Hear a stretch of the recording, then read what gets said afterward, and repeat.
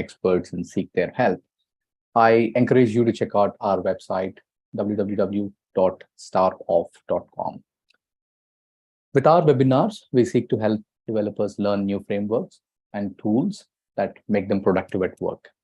So for this, we bring top speakers from the world of tech to introduce these new tools. And today we have a really brilliant speaker. So before I get to the speaker, so let me talk a little bit about the topic. If you've been online, if you're reading blogs around technology, you would hear this word quantum computing come up very often, and it is a very popular thing. But it is also very hazy. Most people don't understand what it really means. So in today's session, we will look at what quantum computing is and how we can use it in Java and how it actually fits in with the core values of Java development. We will also learn how to create simple quantum computing applications, run them on a Java simulator, and how existing enterprise developers can leverage quantum functionality without depending on their knowledge of quantum physics. So this is certainly not a very easy topic. So we have a great speaker to unpack it for us. So let's welcome Johan Voss. Johan Voss is the co-founder and CTO cloud products at Gluon. It's a Java technology company that develops libraries, services, and tooling around around the main goal of making Java work well on mobile devices. Johan has been a long-time Java champion, working with client Java on both the mobile and embedded side, Java FX, which is also a very popular library, and Java Enterprise. He is the project lead for OpenJDK Mobile and co-lead for OpenJFX. Johan has written a great book on quantum computing for Java developers titled, Quantum Computing for Java Developers. So do check it out. Johan is a respected conference speaker and has a widely followed Twitter profile at Johan Voss, COHANVOS. So that's a little bit of introduction about Johan. Johan, thanks for taking the time to do this webinar. This is a topic that most of us are looking forward to. So over to you. Thank you for the kind introduction. It's good to be here, and I hope that you will learn something about quantum computing and especially about how relevant it is to existing new Java developers. So let's, I have a number of slides and I have some code samples that I want to walk through. So let's start with the slides. They should be up now. Let me know if you don't see them. Also, if if there are questions, I try to keep an eye on chat so I can answer the questions that come up. In case that some questions are about things that I will still cover, I will defer them to the point where I cover it. But don't hesitate to challenge me or to say that things are not clear or that are too clear or so. This is actually a difficult topic, more difficult than, for example, strings in Java or Project Loom or what's new in Java FX and so, because the combination of Java and quantum computing is pretty, those are two different domains. We combine the domain of IT with the domain of physics, and that's very interesting, but also challenging. So let me quickly talk about the outline before I'm going to the introduction. I tried to explain quantum computing to Java developers many times before, and gradually I think I'm coming to a point where I can get the where the Java developers have a aha moment, and where they are not lost after one slide. So we'll first look at existing high-level classical computing. How does it look like? And how does it translate to low-level classical computing? And then we make the bridge to how does low-level quantum computing look like? And can we build up to high-level quantum computing again? And how does that compare to the high-level classical computing that we currently see? So the high-level classical computing is typically some Java code, for example. At the low level, this is translated into operations on transistors, physical hardware. Quantum computers don't work with transistors. They work with qubits, some physical, extremely weird phenomena. But at a high level, we can go back to Java. So that is where we will, this is the journey that we will do in the following presentation.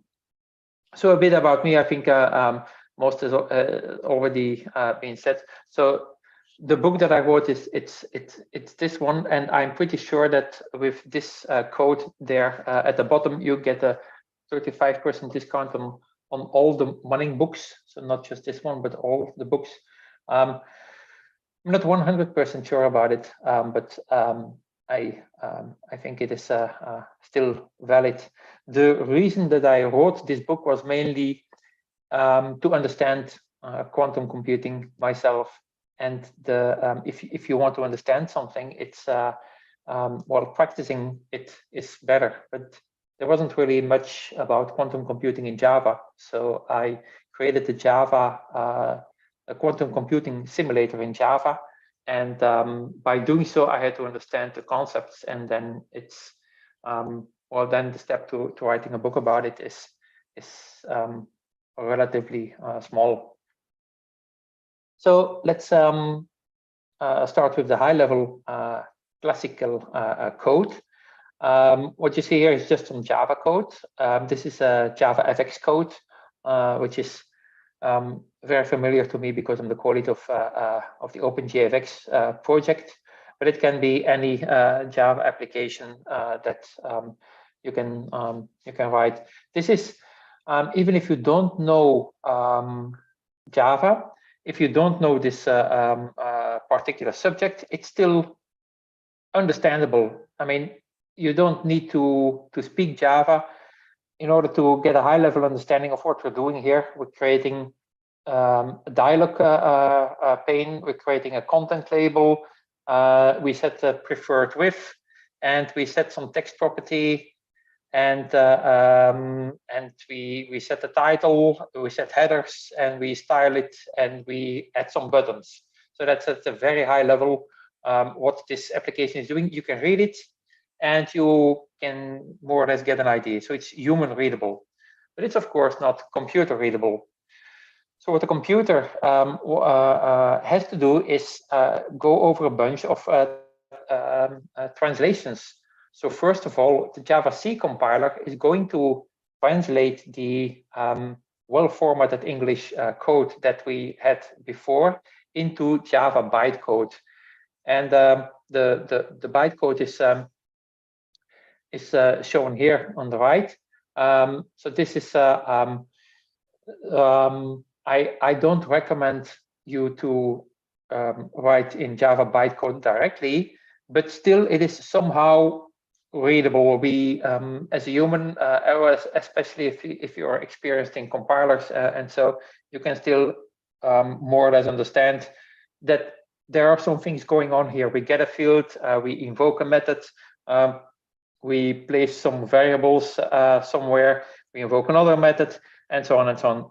But that's slightly human readable, but it's definitely not yet computer readable. I mean, the computers do not work with this Java bytecode. They work with native code. So the next step that needs to be done is compiling the Java bytecode in machine code. In Java, there are different options to do this. For example, at runtime, the Java interpreter will do that. or the JIT compiler will do it at runtime, or you can use, for example, Call VM native image to translate the Java bytecode into machine code that then specific for a given machine.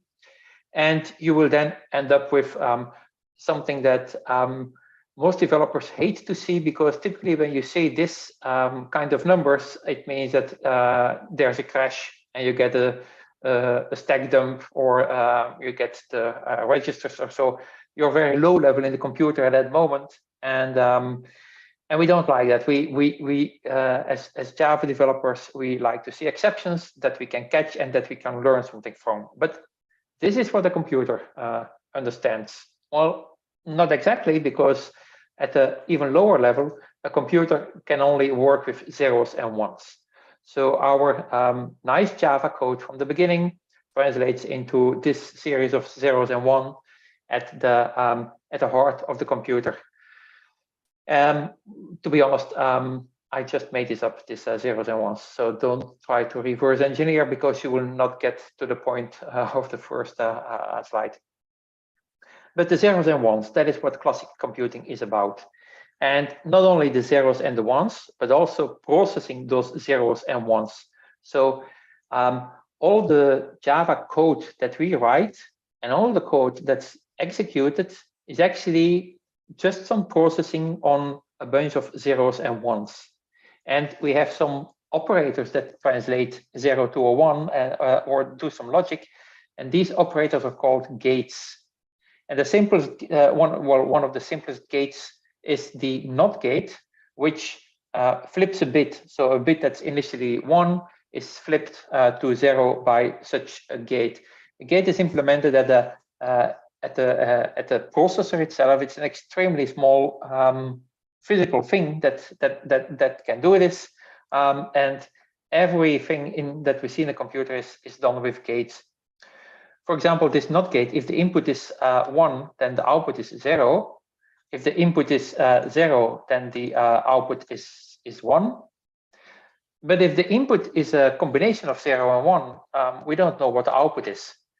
And so here it really starts. In a classical world, this does not make sense, because the input cannot be a combination of 0 and 1. It's either 0 or it is 1.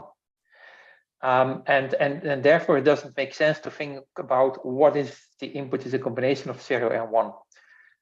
But nature doesn't work like this. In nature, the most fundamental properties can have properties that cannot be expressed as simply 0 or 1. For example, the spin of an electron or the polarization of a photon is something that can be that has to be expressed as a combination of 0 and 1, by which we mean that if we measure it, there's maybe 50% chance that we will measure 0 and maybe 50% chance that we will measure 1, but we don't know, and it's not defined until we measure it. So I'm not going into the low-level physics of this, but this phenomenon is called superposition, and it's not just science fiction, or it's not just something that we came up with to develop quantum computing. There's really experimental evidence that this is how nature is really working. If one of the most famous experiments for this is the double slit experiment, in which electrons are sent through a plate with 2 openings. And if we send only 1 electron, we would guess that it goes either to the left one or the right one. And then you would see, 2 landing zones on the screen. But we don't see that. We see a strange interference pattern, even if we send electrons one by one. The background of this, again, is not relevant to us, but it's important to understand what this means. It means that that there are really some properties that cannot be 0 or 1. We call them qubits as an analogous of a bit, and it somehow translates computing from deterministic to probabilistic. And in quantum physics, we typically work with probabilities. what is the chance that if we would measure this qubit now, that we would measure a 0? And what is the chance that we would measure a 1? So that is that's the fundamental basics of quantum computing. And in a qubit in a quantum computer can also be in a 0 or a 1 state, but it can also be in this superposition state, which is something that we don't have on a classical computer. When a qubit is in a 0 state, I think that's fair to compare that with, on a classic computer, we have a Boolean in the false state. And a qubit that's in the 1 state is, on a classic computer, a Boolean that is true. But a qubit that's in a linear combination of 0 and 1, that is something that we cannot express in classic computing. Note that this means that one qubit can represent two values. It can represent 0 and it can represent 1. There's some probability to represent 0, some probability to represent 1. And that leads to one of the interesting properties about qubits and quantum computing. Because in classical computing, if I have one bit that can hold one value at a given moment, it's 0 or 1. And that means that if I have to evaluate lots of values, I have to use many bits. In quantum computing, one bit can hold two values. It can be 0 and it can be 1 at the same time, simultaneously, but with different probabilities.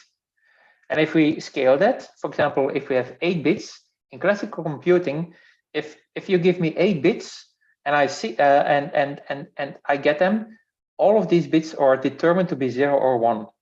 But in quantum computing, each of this bit or 10 qubits can be both 0 and 1. So with 8 bits, 8 qubits, we can hold 256 values. And that is the interesting thing about the exponential scaling, as you might have heard about in quantum computing. The number of values that we can contain scales exponentially with the number of qubits that we add, and this kind of curve is unfortunately became very popular due to COVID. This is how exponential complexity behaves and how exponential functions grow. So let's think about encryption, for example. This is one of the typical examples that's being given where quantum computing can create, depending on how you look at it, can create an advantage or a problem for developers. Because most of today's encryption is based on the fact that it is very hard to factor integers. By which I mean, if I ask you, if I tell you that 3 times 5 is 15, you can easily go back from 15 equals 3 times 5. But if the number becomes bigger, it becomes harder to factor the number into 2 integers. And how hard does it become? Well, it becomes exponentially harder. Adding 1 bit makes the problem almost, let's say, twice as hard as it used to be. And this is one of the reasons that this kind of encryption is very popular, because just adding a few bits and the problem becomes much harder than it already was. So with the current bit sizes used in RSA, for example, you need all the computing power in the world to crack a key. And the required computing power is shown with the blue graph here. That's a sub-exponential curve. But what if we could do this not in exponential time but in polynomial time, which means that if we add an additional bit, it would still be harder to crack this key, but not exponentially harder. And that is what you see in the orange curve. So that is if there's an algorithm that can do this in polynomial time, we're on that track. And the fact that with qubits you can represent an exponential amount of values simultaneously is an indication that those problems that typically behave exponential can be treated in linear or polynomial time. I'm making lots of shortcuts here because there's a pretty complex mathematics involved, and it isn't that simple that every exponential problem can be solved easily by a quantum computer, but it should. So this is typically what you would read in popular press, but and that's way oversimplified. But in general, the idea that with a quantum computer you can hold more values and tackle more combinations simultaneously leads to major advances. Well, advances, and if you're the one who has to write classical encryption, it leads to major challenges. So I'm not going to spend too much time on this particular algorithm, but there's an algorithm, Shor's algorithm, that exactly does this. It factors big integers into prime numbers. And it's a quantum algorithm that's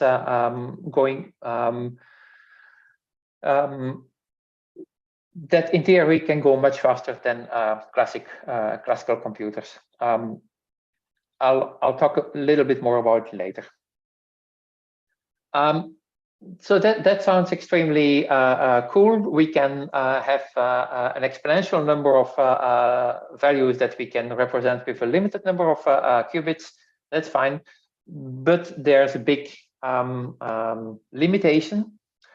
Those qubits that can be in a superposition, so which means that they can be 0 and 1, that's only during processing. The moment that we measure them, we will only measure one value, 0 or 1. And then we don't know anything anymore about how big was the chance that it was 0 or 1. It's just we measure something, and we don't know anything about what happened before. By the way, so this is not just quantum computing, this is how quantum physics work. That's, for example, the weird thing about Schrödinger's cat, which is often given as an example in quantum physics, where a cat is dead or alive until you measure it, and then it's sorry, the cat is dead and alive, and when you measure it, it's in only one state. So that's of course a oversimplification as well, but I just want to point out that this is not something that we invented for quantum computing. It's really a physical phenomenon. The qubits can have different values during processing, but only one when we measure it. And then people often think, okay, so if I can only measure one value, then what's the point in having multiple values during processing? And here comes the point in why quantum algorithms are so important. If you have a smart algorithm that somehow recombines the values into a combination that is extremely likely to be measured at the outcome, and that gives more information about that combination, then you got more information than if you could only do one measurement. So this is what's typically called using constructive interference. Again, this is something that that involves pretty complex mathematics, but the key takeaway for developers is that there are some algorithms already known that take advantage of the fact that you can have superposition during processing, while only be able to measure, make one single measurement. And those algorithms are usable to existing developers. So that is the main thing I want to point out. I don't think we should expect that Java developers now suddenly also become particle scientists in their spare time. That's not needed. But if you understand this, that there might be quantum algorithms that make some of your problems much easier to solve, then you can leverage that. What areas are we talking about then? It's typical, well, for example, the integer factorization, Shor's algorithm, is what's currently, I think, the most, at least in IT, the most known issue slash challenge slash opportunity. You read a lot lately about post-quantum cryptography. At least I seem to, it seems that I encountered those articles much more frequently as of, well, since some months or so. So the problem for many encryption-based software is that while there is no quantum computer powerful enough to break current encryption, there's a fair chance, it's not even 100% certain, but there's a fair chance that somewhere in the future, and it can be in 2 years, it can be in 10 years, but that there will be a quantum computer that is capable of breaking the encryption. So if you now encrypt something, you send it to someone, that encrypted message might be broken in some years from now. And that is actually a problem for today already, because if all the encrypted information is stored now, once quantum computers are powerful enough to decrypt them, you can decrypt the messages that are sent today. And this is, you can imagine that, yeah, for example, highly sensitive political messages sent from one world leader to another world leader, if they are intercepted by another government, and they keep them, and once they're able to decrypt them, they, yeah, they can, that can have quite an impact. Also for banks, for example, this is important. So that's why many companies are now working on post-quantum cryptography, making sure that their algorithms cannot be broken by quantum computers, and that's not easy. Apart from that, for example, optimization problems are typical things to be solved, or that can be solved with quantum computers. And searching through unstructured data, problems in chemistry, physics, and nature in general is something that those are the areas where we at least hope that quantum computing will provide a major breakthrough. So how does this work with qubits? We saw that with existing bits, we have transistors that translate zeros into ones and vice versa. And similar in the quantum world, we have something similar, which are quantum gates that change the state of quantum bits, so qubits. But that is the physical, that's a physical quantum computer. I'm doing lots of work with quantum computers, but I'm not using a quantum computer. But some quantum computers exist, but they and they're not very powerful. They have a very, very limited number of qubits, but that's okay. They are actually strong enough to convince us that the theory matches the experiments. So we know that it's working, because at a small scale, all of the experiments match with what we predicted that would happen. And it will take years before quantum computers are really powerful enough to outperform classical computers on real-world problems. But the interesting thing to existing developers is that you don't need to wait for these quantum computers to be available before you can start writing quantum applications. You can start writing quantum applications already now, and then when the quantum computers are powerful enough, you can run your application on a quantum computer. And in the meantime, you can run this application, your application, on a quantum simulator. And how comes we can have quantum simulators? Well, that is because we do understand the theory. And because of the small existing quantum computers prove that the theory matches the experiments, we are confident that the theory is working. And we can use that theory to build quantum simulators. And that's how we can already think about quantum algorithms and experiment and refine them and make sure that once quantum computers are powerful enough that we can leverage them immediately. So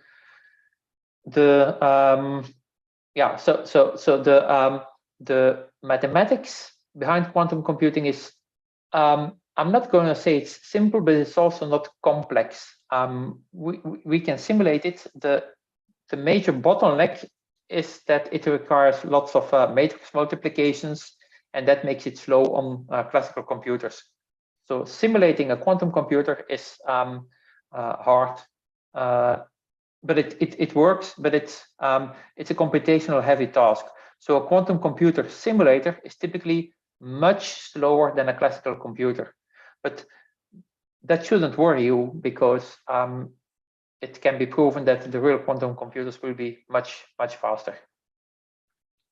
So let's have a look again at where we are now in the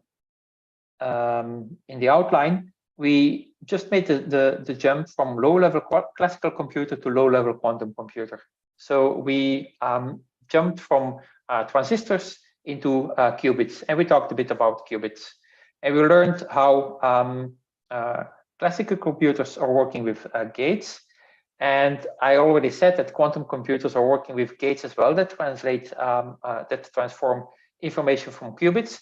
They don't simply translate zeros and ones. They also translate combinations of 0 and 1s into different combinations of 0 and 1. For example, and I'm not going into much detail here, but the classical NOT gate, there exists a similar gate in quantum, which is called a poly X gate, or also a NOT gate, and it will also translate a qubit in value 0 to 1 and 1 to 0. And for a qubit that's in a superposition of 0 and 1, it will flip the probabilities, by which I mean that if initially there was 90% chance that if you would measure the qubit, then you would measure 0. After applying this gate, there's 90% chance that you would measure a 1, and vice versa. That's a simple quantum gate, well, I think the mathematics is not relevant, but I showed a big matrix at the bottom, because this is how we can simulate the behavior of quantum gates by just using matrices. And that's why this quantum simulators are using lots of linear algebra, which is extremely fun, but you don't need to worry about it if you go higher up the stack to the point where we are talking about high-level quantum computing. So we are now here at low-level quantum computing, and we want to go to high-level quantum computing. Well, that is, for some people, they would like the low-level quantum computing with similar to how some people in IT like to write assembly code, and others will prefer high-level quantum computing, like many developers like high-level classical computing. So at the low-level quantum computing, quickly, the gates that we talked about in classic computing are combined on a circuit. Well, we have something similar in quantum computing. On those qubits, we can have gates. So, for example, here we have 3 qubits, and we have a circuit, which means we do operation on the qubits, and we measure their value. That's how quantum computing works. So the way that the quantum simulator is working is it is doing all the calculations based on the probabilities, and it does lots of this linear algebra, and then it chooses the outcome, an outcome that is very likely. So that the result from a quantum simulator or a quantum computer is indistinguishable. Then to some Java code. So I wrote a quantum computing simulator, which is called Strange, and it's on GitHub, and you can see it there. It's open source, written in Java, and one of my main goals is that if you have an application that's using Strange, it will today use the quantum computing simulator inside Strange, but it can also use a real quantum computer when available. And I'll show the code that enables this. In order to visualize the circuits, I wrote a StrangeFX, which is a UI toolkit using JavaFX. And this visualizes the circuits that you create strange. For example, the screenshot that you see here, this is something that's visualized with strange fx. So in strange, we program the logic, and then we visualize it with strange fx.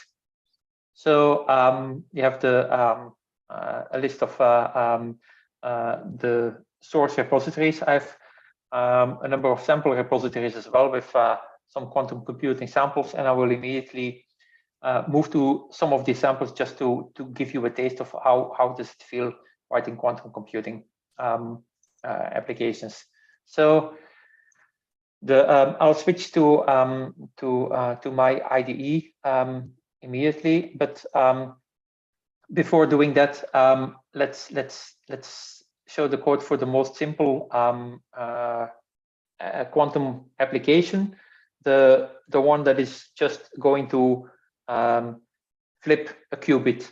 So that's a very simple application. It's similar to in classical computing, we would have a Boolean that is initially true, and then we apply the NOT gate or the NOT operator in Java to the Boolean, and then we measure the value again, and then it will be false. So that's not very impressive in classical computing, but it gives you the idea of what we're doing.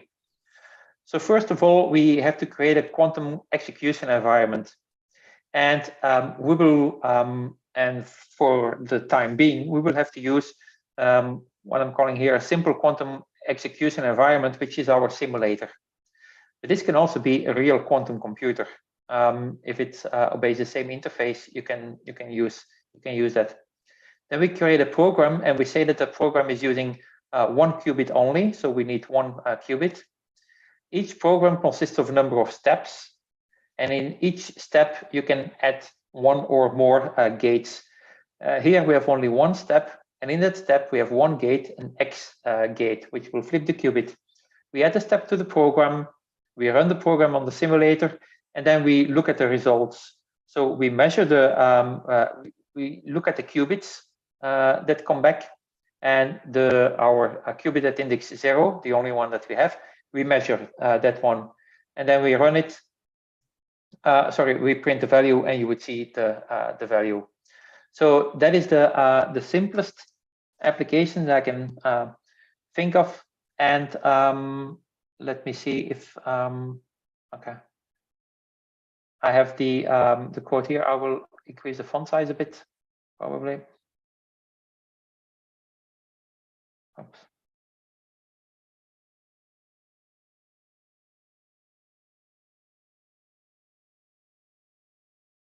That's maybe, yeah, that should hopefully be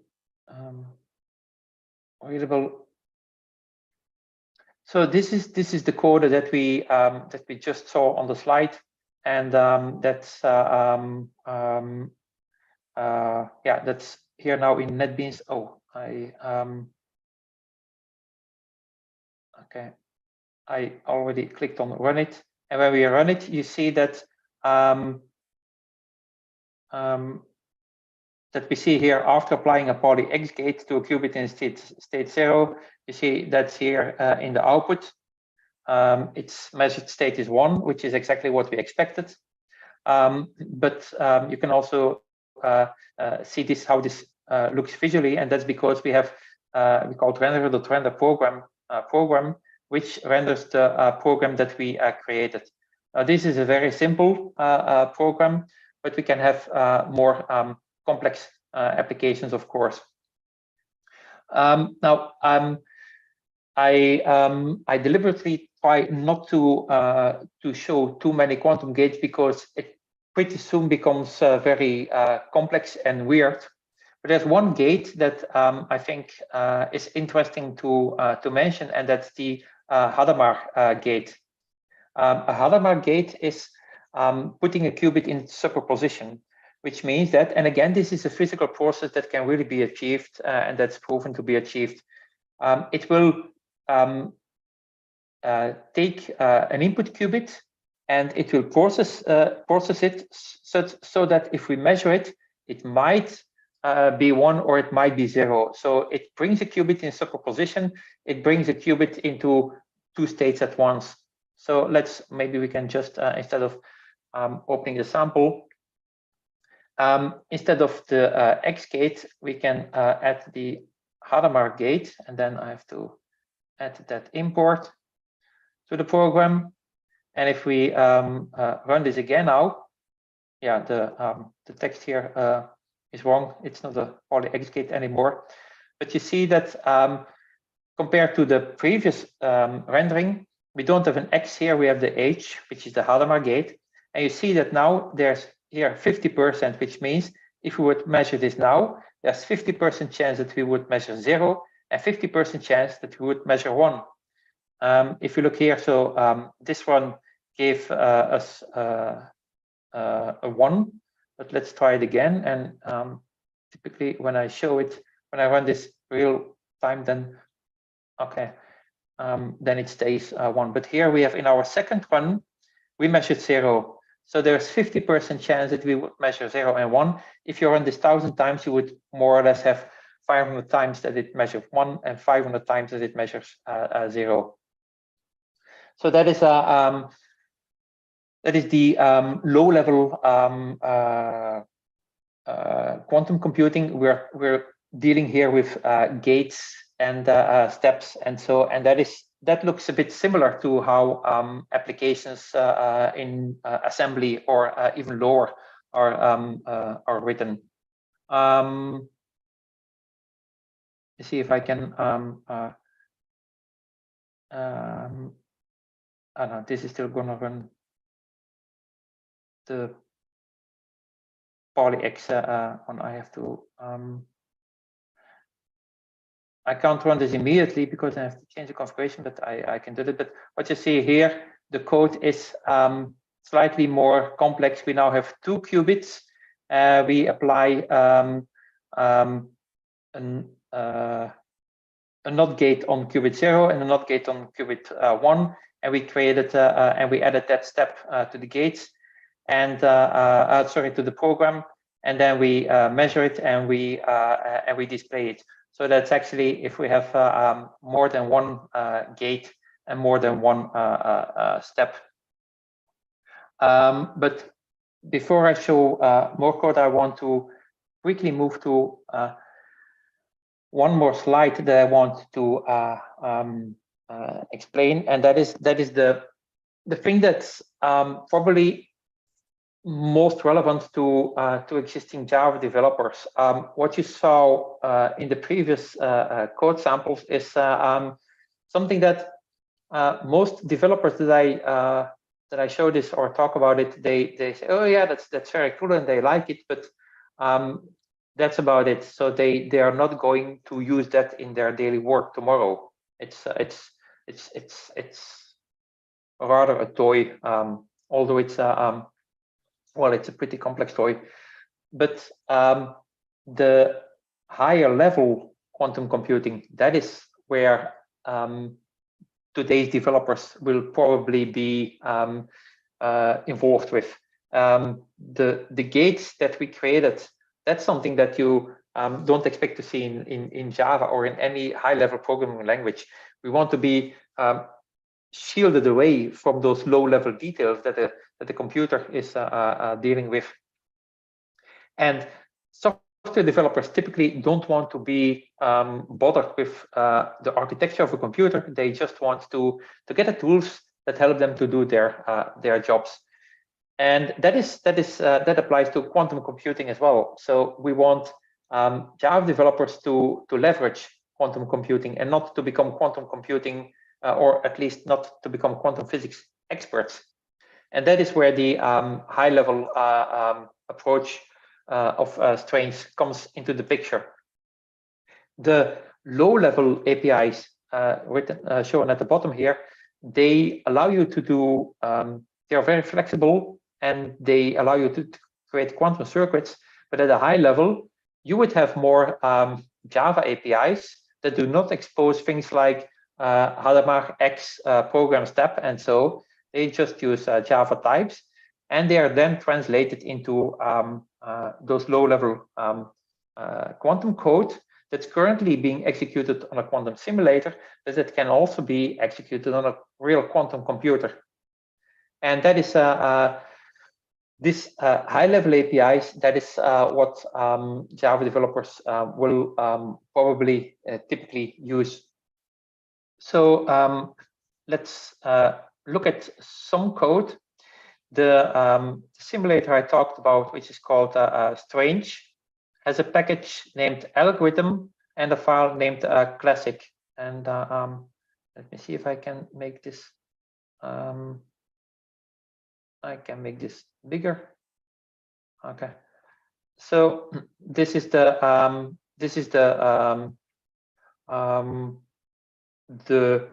high-level approach that under the hood is going to use low-level quantum computing. For example, taking a sum of two integers executed on a quantum computer. At a high level, we have a public method qsum, which takes two integers and it gets an integer back. And that is all that, if you're a Java developer, that's all that you need to know. You can use this, by the way, and it will be extremely slow because we're doing all the linear algebra in Java. But if you would do this on a real quantum computer with the same algorithm, it will be extremely fast. So what the implementation that's in Strange, and we're now looking at this implementation in Strange, is going to translate this problem into a quantum problem. So we're creating again a new quantum application. We need more qubits now. Here, sorry, we calculate how many qubits do we need to represent A, to represent B. So we know how many qubits that there need to be in total. And then we create different steps, and we use different gates. We have, in order to speed up things, we have a special step, a Fourier transformation, a quantum Fourier transform, which is again a very low-level quantum computing detail. And it's even more complex. There's also an inverse Fourier step required. We have some gates that we didn't show in the low-level quantum computing samples yet, that do some manipulations on gates. Keep in mind that whatever we're doing here is proven to work on real quantum hardware. So it's not science fiction. It will work. And after this long process, well, long, this is still fairly easy, but after this program is created, so we added all the steps, we run the program, we measure the qubits, and if we then print the answer, it will be the expected answer. So that is a long way to just return A plus B, but this is A plus B computed by a quantum computer. Now that's not very useful, but there are more useful things. Like, for example, I'm going to skip Grover, but I'm going to Q factor, which is I'm not going to run that now because my computer the fan will go crazy. But what this is doing is it will factor an integer n. For example, if n is 15, it will after a while say that period of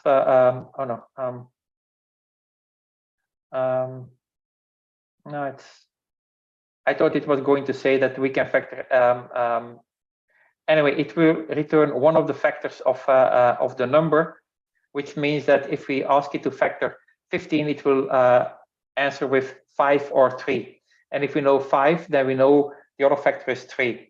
So this is the one that, if this is a huge 1024-bit value, it's quite impossible to do this on a classical computer anymore. But the algorithm here works on a quantum computer, and it will give the value. It gives one of the factors of n, which basically is the key of many encryption systems. So this is a very important application of quantum computing. This is a complex algorithm, so this is called Shor's algorithm, and it contains of a number of steps. Most of the steps are done in a classical way, but and they are linear or polynomial in time, so they don't take too much time. But the difficult step is done in a quantum operation, and it is finding the periodicity of a specific function. So we somehow translate the problem of finding factors into finding the periodicity of a function, and that is something that's also defined in a strange. How do we find the period of a function? That is by calling this measure period function. And here you see again that we are creating a quantum application, a program. We are creating a number of steps, and we add gates to the steps. And again, you see here the inverse Fourier transform. And in the end, we run the application, and we measure the qubits. And well, based on the result, we have the periodicity of this function, and then we do some more classical programming steps, and then we have the factor that we were looking for. So the heart of this problem and the difficulty of this problem is this piece, which is a quantum program, which is using different gates, different building blocks. They are more complex than the simple NOT block that I was showing, but all these blocks are realizable on a quantum computer, and we execute them, and then we measure something, and based on the measurement, we know the periodicity of this function. So this is the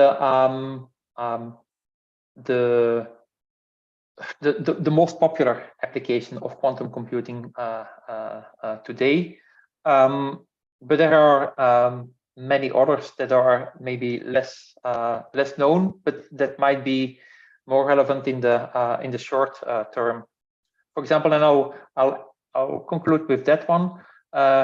Grover's search is an algorithm, a quantum algorithm that allows you to search through an unstructured list of data and find some data that obeys to some filter. If you do that in a classical way, you need on average n divided by 2 tests before you find the real answer. And we can show that with Grover search, that's I think square root of n. So it's not a huge speed up, but it's definitely a speed up compared with a classical algorithm. And it's again the approach is similar. So we have here a list, and in this list of elements of T, there's one element that if we apply this function, that will return true, and all the others will return false. So we convert that problem into a quantum problem as well, and we run it, and we make a measurement, and the result of that measurement gives us the index of the element that we are looking for. And this is something that I'm always very careful to state it like this when there are physicists in the room. But I'm also careful if Brian Gutz is in the room. But I sometimes compare this with the Java stream parallel operators. So we with Java streams, we can evaluate the filter criteria in parallel. So if we have maybe a list of 8 elements, and we want to only get the single element that has value 15 or so, we can do that with a Java stream. And the streams will run this 8 elements, run the filter on them in parallel, so it can be on different cores, and then return one value. And that is what quantum computing can do as well. The difference is, in classical computing, in order to do this in parallel, you need 8 CPUs. And in quantum computing, you only need 1, because you can have the 8 values simultaneously in one qubit. Well, actually in 3 qubits, because then that allows you to represent 8 values. Now, this is extremely simplified, but I hope you get the idea that it explains why quantum computing can be faster than classical computing for some applications. So I think with that, I conclude this presentation. So it's as I said in the beginning, it's always hard to find a good balance between physics, IT, mathematics, code, low level, high level. But I think what you should, I think the key takeaways are that quantum computers have a huge potential. We don't know yet how huge, but it is. It can be really game-changing for many different aspects. They are not available yet at a large scale, at least not the performant quantum computers. But that should not stop you from learning quantum computing today, because you can already create your applications for free without access to a real quantum computer. You can learn, you can experiment with quantum algorithms and see if they are applicable to your problem or not. And you can write, you can create a plan. And I often compare it with the Y2K bug, the Millennium bug. So at the end of the previous millennium, people realized that due to the way code was structured a long time ago, that there would be a problem in many applications, many algorithms, that if we would go to the year 2000, that those applications would stop working or produce wrong results. So starting in the mid-90s or so, companies were spending tons of money to investigate their software and rewrite the parts that would not survive the transition to the millennium. And it worked pretty well, because there were the impact was very limited. Companies and people were prepared. But of course, they did not wait for January 1st, 2000 before they were patching their systems. They wanted to be ready ahead of time. When it happens, you don't have time anymore to fix things. If you're working for an insurance company and at a given moment, all the data is gone or stolen or so, then it's too late. If you want to prepare for the millennium bug, you need to do that before the millennium is there. Similar, if you want to prepare for quantum advantage, you need to do that before quantum computers are more than powerful enough. So that's why I recommend doing or learning about quantum computing today. So with that, I think I can conclude this presentation, and I'm of course happy to answer questions. If you want to contact me, I have my Twitter and Mastodon information here. And I have the links to some of the GitHub repositories there as well. Thank you. Perfect. Yeah, thanks a lot, Johan. So that was a fantastic session. Really got to understand how we can implement quantum computing on a regular typical machine, right? So I think that's very useful, and also really liked your parallel to the Y2K bug. We hear all this noise around quantum computing breaking modern encryption and all that, but yeah, I mean, like you rightly said, in 1995, people were looking at something similar, and then they were able to sort of navigate that. In fact, the Indian IT services industry, where most of us are based, I think that got a big boost from the whole Y2K scare. So yeah, I mean, really love that analogy to the Y2K episode. Yeah, I mean, again, a lot of things that you covered, most of them are like really new for us, but really enjoyed them. And then I mean, also, the libraries will be of great help for us to kind of dig deeper and see how we can implement some of this stuff on our own. So I've like a couple of questions, but in the interest of time, I will prioritize just one. So there is this question from Manas. So he is asking if we can what are the immediate use cases that you could think of that can be solved by quantum computing in an enterprise setting.